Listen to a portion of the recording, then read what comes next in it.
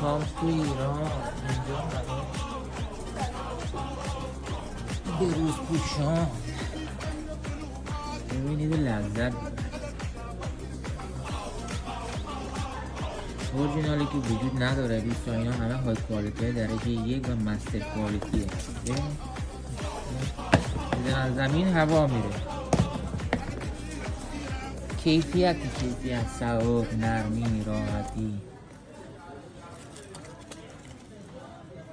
حالا این لیبل ها برای ما بد میشه، نباید این اینستا ببینه دوستان، وگرنه این با اورجش هیچ فرق نمیکنه. حتی این تگایی که روی اورجش هست رو اینا هم هست.